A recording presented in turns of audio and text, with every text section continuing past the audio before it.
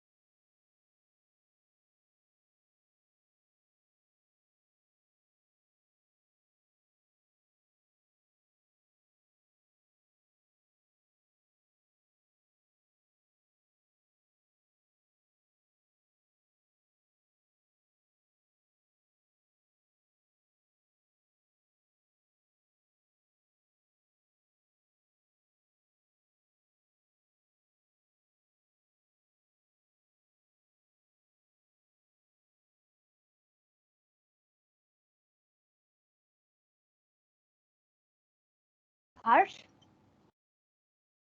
Yes ma'am.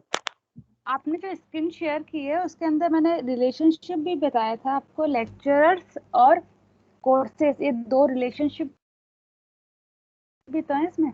मतलब आप इस क्वेश्चन को ढंग से पढ़ो।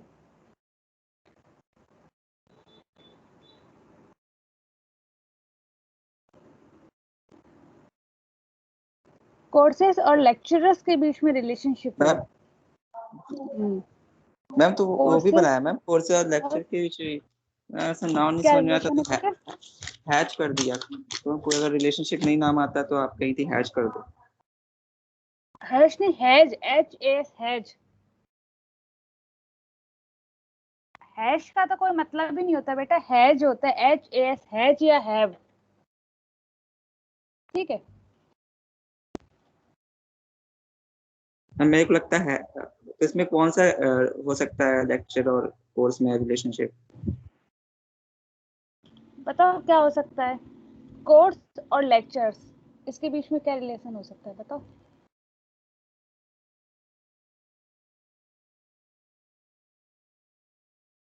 मैम बोलो बेटा। Ma'am number of course lectures हो सकते हैं ना, कितने कोर्स हैं उसके कितने लेक्चर हैं। हाँ ये तो है, लेकिन रिलेशन बताइए क्या हो सकता है। HAS, हैज करना, हैश तो कुछ होता ही मैम नहीं है बेटा, है अटेंड ना? हो यदि सकता है कुछ कि नहीं समझ कोर्स, में आए ना। हाँ कोर्स को लेक्चर मतलब लेक्चर को अटेंड करेगा, कोर्स को अगर मतलब कोर्स करने के लिए वो लेक्चर अटेंड करेगा तो अटेंड का भी हो सकता है।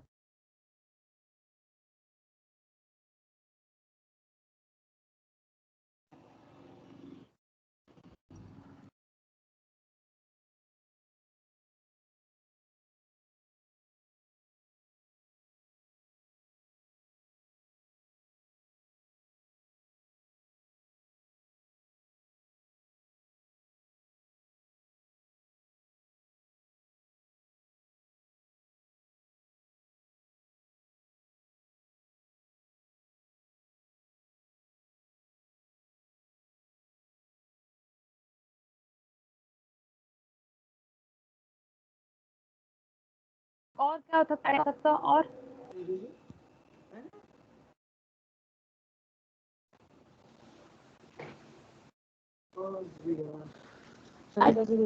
असाइन नहीं होगा क्या बेटा? Yes ma'am. एक असाइन भी तो हो सकता है ना।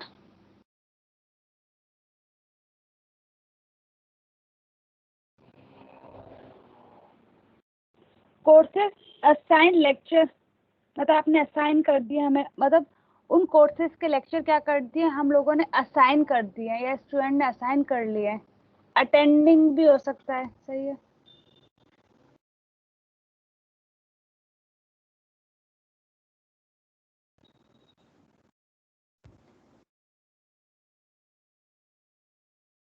और हैज, हैज नहीं, HAS, हैज। हैज का मतलब होता है कि लेक्चर और कोर्स के बीच में क्या हम क्या करते हैं, रिलेशन एक्सिस्ट है, मतलब कोई रिलेशन है। हैज का मतलब ये हो गया है कि हाँ हमने इन दोनों के बीच में एक रिलेशन बना दिया है, मतलब इन दोनों की कनेक्टिविटी कर दी है आपस के अंदर। इस हैज का मतलब ये होता है। ठीक है बेटा। Assign yes ma'am. भी लिख सकते हो, कोर्स और लेक्चर के बीच में हमने असाइन कर दिए। ठीक है। और आप कौन सा बता रहे थे दूसरा?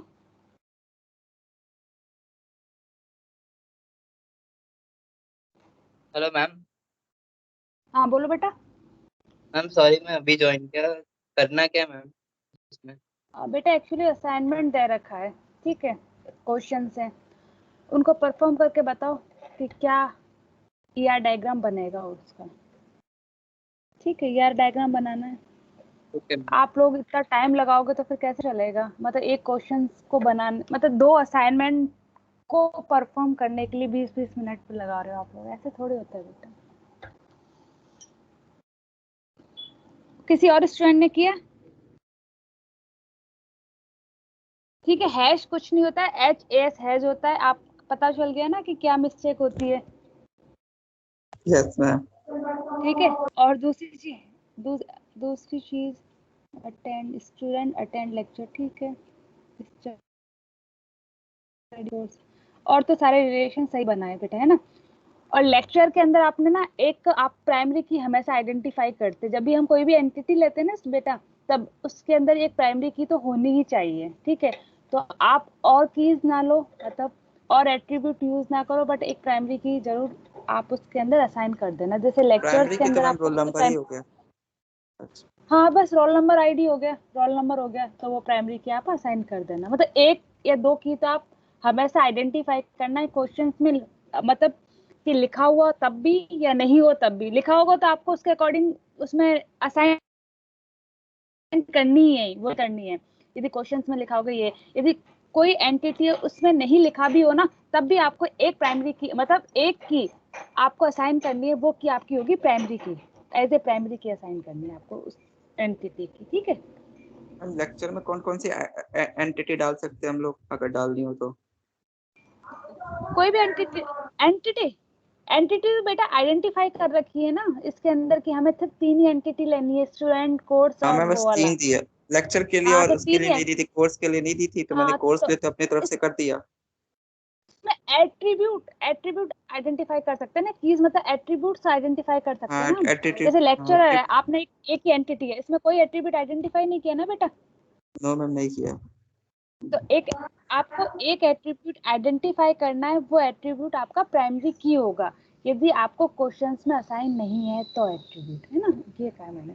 और जो आपने स्टूडेंट में department ID, name, roll number लिया है, इसमें आपने ये बिल्कुल भी नहीं बता रखा कि कौन सी प्राइमरी की है। मैंने बताया था ना, जब भी हम कोई एट्रीब्यूट लेते हैं प्राइमरी की का अंडरलाइन लगाते हैं उस एट्रीब्यूट के नीचे, यही तो बताया था कि जो भी डेटा एंटर यस कर रहे हैं, मैम। जैसे कि डिपार्टमेंट आईडी क्या हमारा एट्रीब्यूट है, इसके अंडरलाइन लगेगा ना।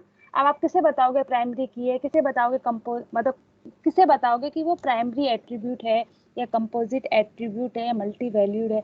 जब हम ईआर डायग्राम डिजाइन करते हैं तो उसमें सब कुछ आइडेंटिफाई करना होता है ना बेटा, आपने किसमें क्या बता रखा, और इसमें रिलेशन बताना था हमें, 1 to 1 है या 1 to मैनी, स्टूडेंट और कोर्स के भी, स्टूडेंट्स एंड कोर्सेज, इसमें क्या है मैनी टू मैनी। तो मैनी टू मैनी में आप क्या लिख दोगे, एम और एम। ठीक, कहाँ लिखोगे एम, स्टूडेंट स्टडी के बीच में जो आपने एक लाइन ड्रॉ कर रखी है ना, आपने एक लाइन बना रखी है ना, दोनों में कनेक्टिविटी एक लाइन है, यस उसके मैम। बीच में क्या लिखोगे, एम। ठीक है, और कोर्स के बीच में क्या लिखोगे, एम, मतलब दोनों के बीच में क्या है, मैनी टू मैनी, मतलब मैम, वो बहुत सिंबल सारे सिंबल भी तो आता है वो मैम, 3 ऐसे हाँ वो सिंबल लगा त्रिशूल दो टाइप का या हो जाता है। हाँ वो लगा दो या एम एम लिख दो, वो कोई फर्क नहीं पड़ता बेटा। ठीक है, एम मतलब मैनी और एम मतलब मैनी टू मैनी। यदि 1 लिखना है, 1 to मैनी, तो 1 कर दो, जैसे स्टूडेंट पे 1 कर दो। जैसे एक स्टूडेंट बहुत सारे कोर्सेज से अटेंड कर सकता है बहुत सारे कोर्सेज को, तो उसमें आप क्या लिखोगे, 1, यहाँ पर स्टूडेंट और स्टडी के बीच में 1 और स्टडी और कोर्स के बीच में एम। ठीक है, आया समझ में। यस यदि मैम। आप सिंबल नहीं लगाते हो इस लाइन में, तो आप कैसे आइडेंटिफाई करोगे रिलेशन है कि कौन कौन सा कार्डिनली रिलेशन है। तो आप 1 m इस तरह से भी आइडेंटिफाई करते हैं। m लिखते हैं काफी लोग लिखते हैं n, number of relation. n और m का मीन एक ही होता है। ठीक है, ओके मैम। आया समझ में यस मैम। कि किस तरह से ड्रॉ करना है। और n जो है आपका सिंपल एट्रीब्यूट है, आप इसे कंपोजिट एट्रीब्यूट भी तो बना सकते हो। इलिप्स से जब ड्रॉ करोगे नेम को, तो ये क्या बन जाएगा, कंपोजिट बन जाएगा। नेम के अंदर कौन सा होता है, पहला क्या होता है, सर नेम, मिडिल नेम, यही तो होते हैं। हम बना तो सकते हैं इसको भी। तो बेटा ईआर डायग्राम का मतलब जब क्वेश्चन दिया, इसका मतलब क्या है कि आप इसे किस तरह से अच्छे से आइडेंटिफाई कर सकते हो, जिससे कि जो यूजर है, जो हम लोग हैं, जिसको आपके बिना बताए समझ जाए कि इसके बीच में क्या रिलेशन है, कौन सी एट्रीब्यूट आपने कौन कौन से एट्रीब्यूट यूज कर रखे हैं आपने, मतलब टाइप ऑफ एट्रीब्यूट समझ जाए हम लोग, एंटिटी समझ जाए कि कौन सी एंटिटी है, ये भी समझ में आ जाए कि इन दोनों के बीच में कौन सा रिलेशनशिप है, मतलब कौन सा 1 to मैनी है, मैनी टू मैनी है। यही तो यार डायग्राम का मीन होता है बेटा, कि बिना कहे उस डायग्राम से सब सारी चीजें आइडेंटिफाई हो जाना। अब तो इसमें कुछ आइडेंटिफाई नहीं हो रहा। और किसी स्टूडेंट ने बनाया, फर्स्ट क्वेश्चन ही परफॉर्म कर दो बेटा, किया किसी और ने। मैम लेक्चर में क्या ले सकते हैं प्राइमरी? लेक्चर में क्या प्राइमरी की ले सकते हैं, आपने ड्रॉ किया है क्या, चलो उसी में बता देती हूँ। यस मैम, बस होने वाला है। देखो होने वाला है, जैसे लेक्चर है, ठीक है, इसके अंदर कोई भी प्राइमरी एट्रीब्यूट आइडेंटिफाई नहीं दे रखा, तो लेक्चर आईडी ले सकते हो ना आप, कि मेरे जो लेक्चर्स हैं, लेक्चर टाइम टेबल भी होता है ना बेटा, कि टाइम टेबल है, वो तो एक हर सेमेस्टर का क्या होता है, यूनिक ही होगा ना, और तो उसमें क्लैशेस तो हो ही नहीं सकते। तो लेक्चर आईडी ले सकते हो, आइडेंटिफाई होता है हर सेमेस्टर का जो आपका लेक्चर टाइम टेबल है वो, ठीक है। और लेक्चर और जो लेक्चर टाइम टेबल है उसका जो कोड होता है, जैसे कि हमारा तो क्या होता है 4th सेम CS ये है, तो 4th सेम CS का जो कोड है, जैसे 4th CS ये भी हमारी क्या बन सकती है, प्राइमरी की बन सकती है। लेक्चर टाइम टेबल ये हम प्राइमरी की बना लेंगे। उसके बाद क्या है, टाइमिंग, ठीक है। स्टूडेंट से नहीं बनाएंगे, और क्या बनाएंगे इसके अंदर, लेक्चर्स के अंदर टाइमिंग और सब्जेक्ट, ये भी आपका क्या बन जाएगा, इसमें लेक्चर्स के अंदर आ जाएगा, ठीक है। और वैसे आप लेक्चर्स टाइम टेबल ले लो, इसमें टाइम टेबल ले लेना प्राइमरी, एज ए प्राइमरी की में बेटा, क्योंकि टाइम टेबल कभी क्लासेस नहीं होता है और वो हर डिपार्टमेंट का यूनिक ही होता है टाइम टेबल, यदि चेंजेस होता है। मैं एक बार चेक कर लीजिए सेंड किया।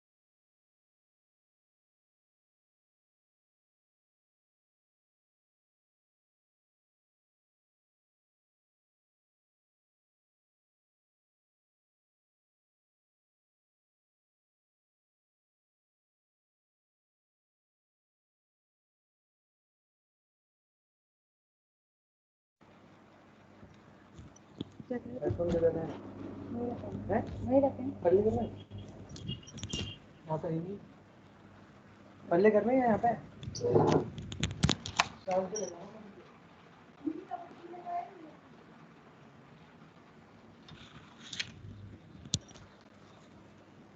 यस, किस स्टूडेंट ने बनाया, साक्षी, रवि, विवेक?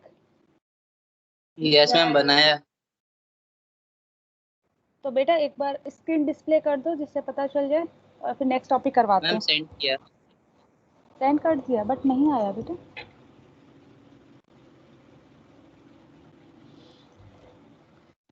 दो ही स्टूडेंट का आया, रोहन का और हर्ष का बस।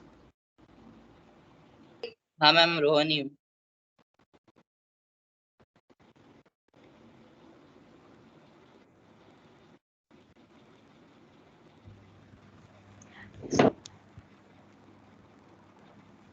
ठीक है, एक और टॉपिक करवा देते हैं, आप फिर आप देख लेना।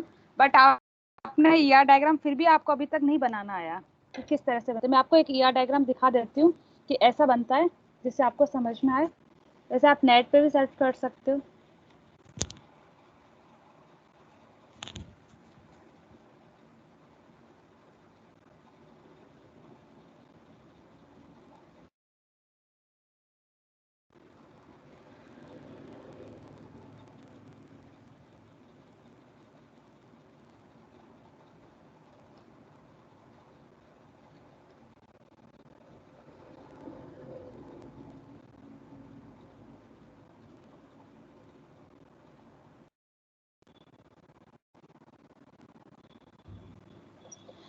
ठीक है, स्क्रीन डिस्प्ले हो रही है क्या आपके पीसी पर, या जो भी आपने सोर्स यूज कर रखा है? Yes ma'am. ठीक है, हाँ, इसके अंदर जो देखो मैं बताती हूँ, ये बुक है और बुक के बीच आपके पास दो एंटिटी है, बुक और टैग। इसके अंदर क्या हैज कर दिया है, क्या रिलेशन बनाऊं नहीं समझ में आ रहा, मैंने क्या कर दिया, हैज कर दिया है। एन जो मैंने आपसे कहा था ना कि मैनी टू मैनी रखना है, वन टू मैनी रखना है, मतलब बहुत सारी बुक से बहुत सारे टैग क्या हो सकते हैं, अटैच हो सकते हैं। इस तरह से प्राइमरी की बता रखी है इसमें, ठीक है। तो आया समझ में, इस तरह से बनता है यह डायग्राम।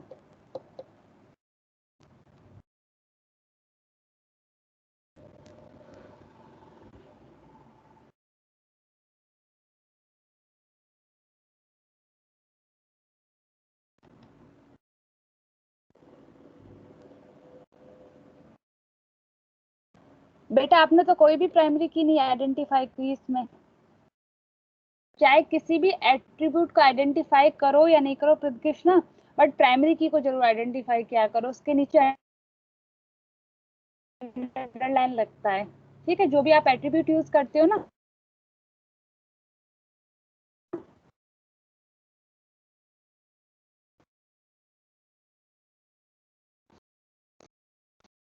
ये name, roll number, department ID के आपका एट्रीब्यूट है, अब यूज करोगे। यदि मैं किसी को भी प्राइमरी, और यहाँ पर वही बात, के अंदर प्राइमरी की नहीं पता चल रहा है, और लेक्चर किसके ऊपर डिपेंडेंट हो रहा है, कोर्सेज के ऊपर। आपको लग रहा है कि जो लेक्चर है वो किस पे डिपेंड होगा, कोर्स के ऊपर डिपेंड होगा। तो हम लेक्चर को क्या कर सकते हैं, वीक एंटिटी बता सकते हैं, मतलब डबल रेक्टेंगल से भी आइडेंटिफाई कर सकते हैं, क्योंकि लेक्चर किस पे डिपेंड होगा, स्टूडेंट्स पे भी डिपेंड होगा। यदि स्टूडेंट होंगे तो लेक्चर्स लगेंगे, ये तो है ही। स्टूडेंट नहीं होंगे तो लेक्चर्स नहीं लगेंगे। तो लेक्चर हमारा किस पे डिपेंड है, स्टूडेंट्स पे। और इससे हो जाएगा वीक कर सकते हैं हम, डबल रेक्टेंगल से आइडेंटिफाई कर सकते हैं। आया समझ में? यस स्टूडेंट, समझ में आया यस मैम।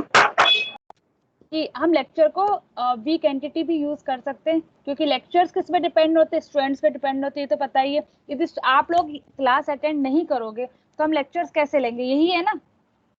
तो वो क्या बन जाएगा, यदि कोई भी एंटिटी दूसरी एंटिटी पे डिपेंडेंट होती है तो वो क्या होती है, वीक एंटिटी होती है, ठीक है। तो आप लेक्चर को वीक एंटिटी भी यूज कर सकते हो।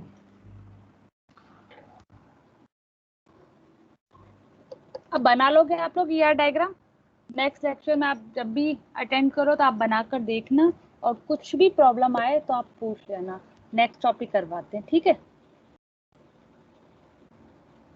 और अभी भी किसी को कोई डाउट है तो पूछ लीजिए।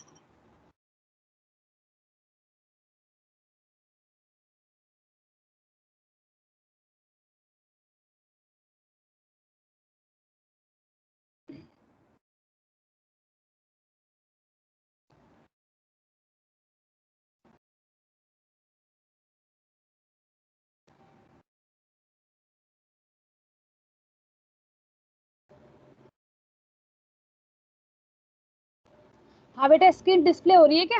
तो आपको डिस्प्ले, आपको एक डायग्राम। यस मैम हो रही है। हाँ, स्ट्रक्चर ऑफ डीबीएमएस, ठीक है। आपका नेक्स्ट टॉपिक है स्ट्रक्चर ऑफ डीबीएमएस। जब हम स्ट्रक्चर ऑफ डीबीएमएस की बात करते हैं तो इसे क्या करते हैं, 4 पार्ट्स में डिवाइड करते हैं। जो पहला पार्ट है ना, navy user, application, programmer, sophisticated user और डेटाबेस। ये क्या होता है, एप्लीकेशन यूजर होता है, ठीक है। जो फर्स्ट लेयर होती है, जो टॉप मोस्ट लेयर होती है, उसे हम कहते हैं एप्लीकेशन यूजर। जो सेकंड लेयर होती है उसे कहते हैं हम क्वेरी प्रोसेसर। जो थर्ड लेयर होती है उसे कहते हैं स्टोरेज मैनेजर। जो लास्ट लेयर होती है, उसे सबसे बॉटम लेयर होती है, उसे कहते हैं डिस्क स्टोरेज। अब इनका यूज क्या होता है? जो सबसे अपर लेयर होती है, मतलब हम लोग, जैसे कि हम में से कुछ क्या होते हैं, प्रोग्रामर्स भी होते हैं, हम में से कुछ क्या होते हैं, सिर्फ उनको देखने वाले भी होते हैं, नेवी यूजर भी होते हैं, उनको यूज करने वाला। हम में से कुछ क्या होते हैं, उस पूरे डेटाबेस को कंट्रोल करने वाले भी होते हैं, ठीक है। हम में से कुछ क्या होते हैं, उस प्रोग्रामिंग को मतलब उस प्रोग्रामिंग को एडिटिंग करने वाले भी होते हैं, ठीक है, जो टॉप मोस्ट होती है। फिर उसके बाद क्या कहते हैं, हम इन सब को कहाँ कौन से सॉफ्टवेयर में परफॉर्म कर रहे हैं, मतलब जो डीएमएस का टूल है, हम कौन सा टूल यूज कर रहे हैं। हम एसक्यूएल टूल, एमएस एक्सेस, इनमें से कोई भी टूल यूज कर सकते हैं। हम उस टूल को यूज करके क्या कर रहे हैं, उनको क्वेरीज के अंदर, उनको प्रोग्रामिंग के अंदर क्या कर रहे हैं, कन्वर्ट कर रहे हैं। फिर उसके बाद आता है उस प्रोग्रामिंग का हम क्या कर रहे हैं, उस प्रोग्रामिंग को हम स्टोर कर रहे हैं। कहाँ पर? बफर में, फाइल मैनेजर में, ऑथेंटिकेशन में, ट्रांजेक्शन मैनेजमेंट के अंदर। अब उनको वहां स्टोर कर दिया लार्ज मैनर पर। तो उनको स्टोर करने के बाद हम और कहाँ स्टोर करें? अपने पीसी में। एक मैंने क्या कर दिया, सी ड्राइव में स्टोर कर दिया। अब सी ड्राइव में स्टोर करने के बाद मैं कौन से डिस्क में और स्टोर कर सकती हूँ, मतलब सी ड्राइव के अंदर क्या क्या होता है कि हम डेटा को कहाँ स्टोर करते हैं, और जो डेटा टू डेटा है उसको हम क्या कहते हैं, उनके नेम्स को क्या कहते हैं। फिर वो आ गया आपका डिस्क स्टोरेज आ जाता है, कि आप उस चीज को एक्सटर्नली कहाँ स्टोर कर रहे हो, ठीक है। तो हम पढ़ते हैं पहले एप्लीकेशन यूजर। इसके क्वेश्चंस भी आपके एग्जाम में आते हैं। Define application user, type of application user in database structure. तो एप्लीकेशन यूजर बेसिकली 4 टाइप के होते हैं: navy user, application programmer, sophisticated user, database administrator. Navy user वो यूजर होते हैं जो एप्लीकेशन बनी हुई होती है, ये जो प्रोग्रामिंग बनी हुई होती है, उस प्रोग्रामिंग को क्या करते हैं, यूज करते हैं। ये अपनी तरफ से कोई भी प्रोग्रामिंग नहीं बनाते हैं। बनी हुई प्रोग्रामिंग का या पहले से ही लिखी हुई प्रोग्रामिंग का क्या करते हैं, यूज करते हैं। किसके थ्रू यूज करते हैं? एप्लीकेशन इंटरफेस के थ्रू क्या करते हैं, यूज करते हैं। एप्लीकेशन प्रोग्रामर वो होते हैं जो कि क्या करते हैं, अपना खुद का प्रोग्राम या खुद की एप्लीकेशन को क्या लिखते हैं, खुद का प्रोग्राम लिखते हैं या खुद की एप्लीकेशंस को लिखते हैं। किसके थ्रू लिखते हैं? एप्लीकेशन प्रोग्राम्स के थ्रू लिखते हैं, ठीक है। एप्लीकेशन प्रोग्रामर वो प्रोग्रामर्स होते हैं जो एप्लीकेशंस को बनाते हैं, बनी हुई एप्लीकेशन का यूज नहीं करते। एप्लीकेशन प्रोग्रामर जैसे सॉफ्टवेयर इंजीनियर कौन से होते हैं? एप्लीकेशन प्रोग्रामर होते हैं। नेवी यूजर कौन से होते हैं? हम लोग। नेवी यूजर जैसे कि हम लोग यूजर, हमें कुछ भी नहीं पता होता प्रोग्रामिंग के बारे में कि हाँ ये कैसे प्रोग्रामिंग हो रही है, मुझे कुछ भी सर्च करना है, मैंने क्या किया, रिजर्वेशन करना है, मैंने क्या किया, रिजर्वेशन की साइट को ओपन किया और मुझे जो भी रिजर्वेशन करना है, अपने जो भी जितनी भी टिकट का रिजर्वेशन करना है, मैंने रिजर्वेशन किया और साइन आउट कर दिया रेलवे रिजर्वेशन को, ठीक है। तो मैं कौन सी यूजर हूँ? मैं नेवी यूजर हूँ। तो मुझे पता नहीं है कि हाँ इसके अंदर कौन सी कोडिंग है, कौन सी प्रोग्रामिंग है, सिर्फ मुझे क्या करना आता है, उसका यूज करना आता है कि कैसे यूज करते हैं। सोफिस्टिकेटेड यूजर कौन से होते हैं? जो एनालिसिस करते हैं, जो आपकी प्रोग्रामिंग हो जाती है उस, या जो आपने प्रोग्रामिंग बना लिया, एप्लीकेशन प्रोग्रामर ने जो प्रोग्रामिंग बना ली है उसको एनालिसिस करते हैं, एनालिटिक्स करते हैं, मतलब उसको रिफाइन करते हैं, उसको एनालिसिस करते हैं। और उस किसके थ्रू करते हैं? क्वेरी टूल के थ्रू करते हैं। मतलब जो आपकी एप्लीकेशंस होती है उसको इम्प्लीमेंट करते हैं दोबारा। किसके थ्रू करते हैं इम्प्लीमेंट? क्वेरी टूल के through. Navy user, sophisticated user, आप इन दोनों के अंदर देख रहे हो यूज और यूज लिखा हुआ है, लेकिन इन दोनों में क्या डिफरेंस है? नेवी यूजर को कोडिंग के बारे में कोई भी आइडिया नहीं होता है कि कोडिंग कैसे करते हैं, लेकिन सोफिस्टिकेटेड यूजर क्या करता है, उस प्रोग्राम को एनालिसिस करता है। मतलब ये प्रोग्राम की कोडिंग के बारे में इसको आइडिया होता है कि हाँ इस जो हमने प्रोग्राम बना हुआ है पहले से, उसके अंदर क्या कोडिंग की है और इसको कैसे यूज कर सकते हैं, कैसे इसको एनालिसिस कर सकते हैं। लास्ट होता है डेटाबेस एडमिनिस्ट्रेटर। एडमिनिस्ट्रेटर का मतलब समझ गए होंगे, एडमिन, जो सारे यूजर्स को क्या करता है, कंट्रोल में करता है। मतलब जो भी सेंट्रलाइजर होता है, जो सेंट्रलाइजर प्रोग्रामिंग करता है वो कौन करता है? Database administrator. कि हाँ कौन सा टूल जो भी आप यूजर यूज कर रहे हो उस यूजर का क्या वर्क है, या वो परफॉर्म कर रहे हैं या नहीं कर रहे, या मैं जो भी यूजर या जो भी एप्लीकेशन प्रोग्रामर है उसके लिए कौन से टूल की रिक्वायरमेंट है, क्या करना है, उन सब चीजों को क्या करता है? ये कंट्रोल करता है। कौन? Database administrator.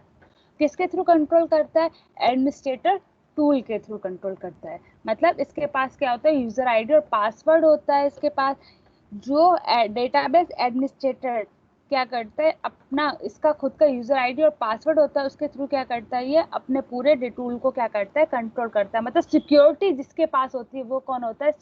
Database administrator. आया यहाँ तक समझ में? Application user. Yes ma'am. ठीक है, यदि आपके एग्जाम होते हैं, मतलब इस बार तो होंगे, तो उसके अंदर ये क्वेश्चंस आते हैं डिफाइन एप्लीकेशन यूजर। तो आप ये 4 टाइप्स को डिफाइन करोगे। एक डेटाबेस एडमिनिस्ट्रेटर में क्या होता है? सेंट्रलाइजर जो सिक्योरिटी पर्पस को क्या करता है? कंट्रोल करता है, वो एग्जांपल है। सोफिस्टिकेटेड यूजर के अंदर आप क्या कर सकते हो? जो एनालिसिस होते हैं वो क्या होते हैं? सोफिस्टिकेटेड यूजर के अंदर आते हैं। एप्लीकेशन प्रोग्रामर के अंदर आते हैं सॉफ्टवेयर इंजीनियर। नेव यूजर के अंदर आते हैं एजेंट, वेब यूजर, या हम लोग सिंपल यूजर। ठीक है, नेक्स्ट आता है आपका क्वेरी प्रोसेसर। क्वेरी प्रोसेसर पहले आपको जानना जरूरी है कि DML, compiler, linker, application programmer, object code क्या होता है। DDL interpreter. इंटरप्रेटर क्या होता है बेटा?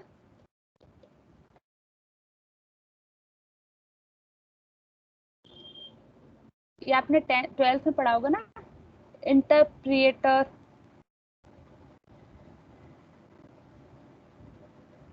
क्या होता है? मैम इंटरप्रेट ट्रांसलेट करता है। ट्रांसलेट करता है। और ये लिंकर, लोडर। लिंकर क्या होता है?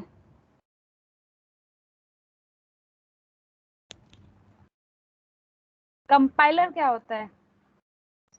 ये तो बेसिक है बेटा, इनको ये ठीक है कि आप पढ़कर आना फिर बताना। और डीडीएल क्या होता है ये मैं बता। DDL interpret. डीएल मतलब होता है डेटा डेफिनेशन लैंग्वेज। ये किसकी लैंग्वेज होती है? ये क्वेरी की लैंग्वेज होती है। जो आपके क्वेरी टूल, क्वेरी टूल का मतलब क्या होता है? जो डेटाबेस, जो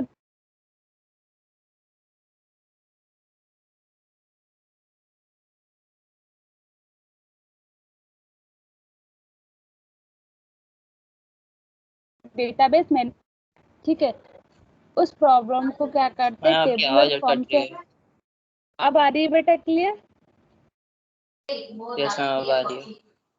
ठीक है, क्वेरी क्या होती है? क्वेरीज का मतलब होता है जैसे मैं, आपने मुझे कोई प्रॉब्लम दे दी है, ठीक है, जैसे कि मैंने एंटिटी रिलेशनशिप की प्रॉब्लम मुझे सॉल्व करनी है, जो मैंने अभी थोड़ी देर पहले 2 असाइनमेंट दिए थे। फर्स्ट असाइनमेंट की हम बात करते हैं, उसका मुझे रिजल्ट क्या करना है? डिस्प्ले करना है। तो मैं उसका रिजल्ट किस फॉर्म में डिस्प्ले करूंगी? टेबुलर फॉर्म में डिस्प्ले करूंगी। ठीक है, तो वो हमारी होती है टेबुलर फॉर्म में डिस्प्ले करने के लिए मैं क्या यूज करूंगी? मैं सॉफ्टवेयर यूज करूँ। कौन सा सॉफ्टवेयर यूज करूंगी? जो मैंने आपको पहले बताया, एमएस एक्सेस, या मैं क्या करूंगी? एक्सेल, या मैं क्या करूंगी? माई एसक्यूएल, नहीं तो मैं क्या यूज करूंगी? SQL light, SQL server. इनमें से मैं कोई एक सॉफ्टवेयर क्या करूंगी? यूज करूंगी। उसके थ्रू क्या करूंगी? प्रोग्रामिंग करूंगी और रिजल्ट डिस्प्ले करूंगी।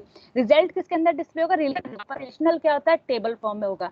ठीक है, उस टेबुलर फॉर्म में डीडीएल क्या होता है? Data definition language. जो टेबल हमारी बनती है तो उसका क्या डेफिनेशन होगी, क्या उसका लेआउट होगा, उसे हम कहते हैं डेटा। जो हमारा डेटा है, जो हमारे टेबल क्रिएट करते हैं हम लोग, जो हमारा रिजल्ट डिस्प्ले होता है, उसका क्या लेआउट है, उसके अंदर कितने एट्रीब्यूट्स हम यूज करेंगे, कितने कॉलम्स होंगे, वो सब कुछ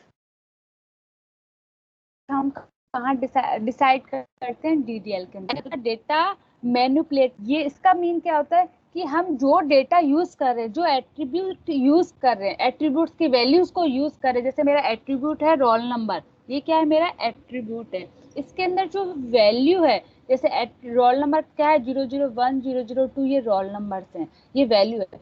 इनके अंदर यदि मैं मॉडिफाई कर पाती हूँ, इनको डिलीट कर सकती हूँ, इनको एक्सेस कर सकती हूँ, ये ऑपरेशन यदि मैं परफॉर्म करती हूँ तो मैं उन ऑपरेशंस को क्या कहती हूँ, डीएमएल, डेटा मैनिपुलेटिंग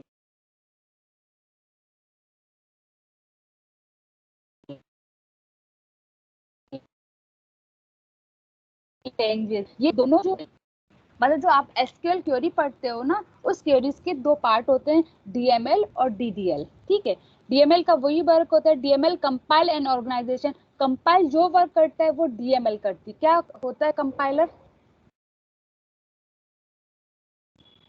कल नेक्स्ट लेक्चर में आप कंपाइलर, लिंकर और इंटरप्रेटर पढ़कर आओगे। ठीक है, एवल्यूशन क्वेरी एवल्यूशन इंजन का मतलब होता है जो आपके डीएल से जो डेटा आता है आपने आपका। क्या बोला, आपकी और आवाज अटक गई। क्या कह रहे हो बेटा? अभी आप कुछ बोल रहे थे, आपकी आवाज अटक रही थी। अच्छा, आवाज अटक रही थी। चलो ठीक है, नेक्स्ट लेक्चर में करवाते हैं ये वाला सेकंड पार्ट, क्वेरी प्रोसेसर। आप लिंकर, लोडर और कंपाइलर पढ़ के आना नेक्स्ट लेक्चर में। ठीक है बेटा? Okay ma'am. चलो, और जो असाइनमेंट्स दिए ना उनको आप मुझे स्क्रीन पर डिस्प्ले करने की रिक्वायरमेंट नहीं है, खुद बनाना। कोई भी प्रॉब्लम आए आप पूछ लेना। मैं इसलिए बात कह रही हूँ मैं आप लोगों को, जब आप प्रोजेक्ट करोगे ना बेटा 8th सेम में और 7th सेम में, शायद आपके 7th या 8th सेम में प्रोजेक्ट होते हैं, तो उसके अंदर हमें ईआर मॉडल बनाना ही होता है। आपका जो फर्स्ट जो टास्क होता है ना, उस कोई भी प्रोजेक्ट करना, उसमें आपको कौन सा टास्क परफॉर्म करना होता है, पहले आपको ईआर मॉडल बनाना ही होगा, फिर आप उसके अंदर और प्रोग्रामिंग कर सकते हो। तो पहले आपको ईआर मॉडल आना चाहिए। तो ईआर मॉडल तो मैं आपको बता रही हूँ। ठीक है, तो ऐसे बनता है। तो आप उसको करो, क्वेश्चंस को नहीं समझना है पूछो, आपको ही आगे काम आएगा ये चीजें, मेरे को नहीं आएंगी। इसलिए मैम सेकंड वाला सेंड किया, एक बार चेक करके बताइए ना, सही है क्या? ठीक है, मैं चेंज चेक करना है करके उसमें। बताती हूँ।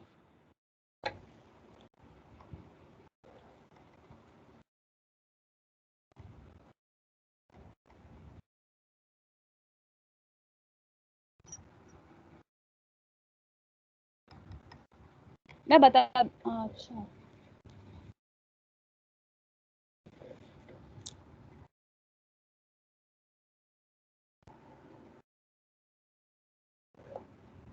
हाँ बेटा, ये सही तो है, लेकिन फिर भी आपने फिर वापस वही मिस्टेक कर दी रोहन बेटा।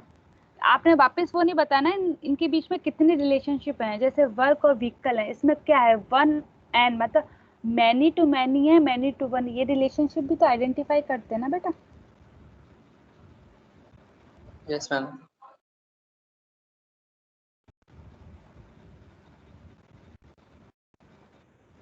बेटा ये भी करो, ये भी बहुत बड़ा पार्ट होता है आपको। ये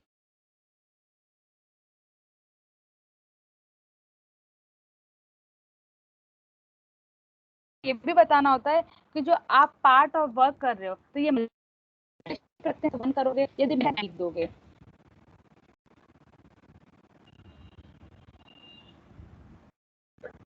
वैसे तो आपका सही है। ठीक है बेटा? Okay ma'am. ठीक है, बस ये रिलेशनशिप आइडेंटिफाई नहीं किया आपने इनके बीच में, और तो सब सही है। समय प्राइमरी की भी यूज कर लिए, अपोजिट या वो भी बता दे, चलो कोई बात नहीं। और तो सही बताया, रिलेशन भी इस बार सही किए आपने।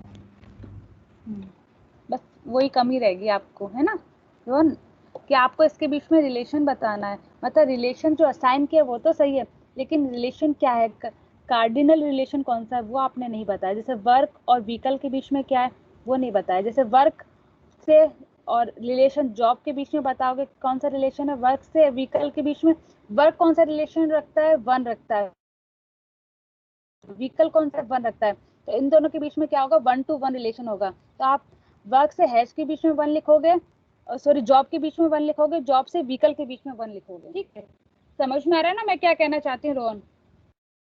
यस मैम, समझ गए। अरे भाई ठीक है, आप क्या हुआ बेटा? ठीक है।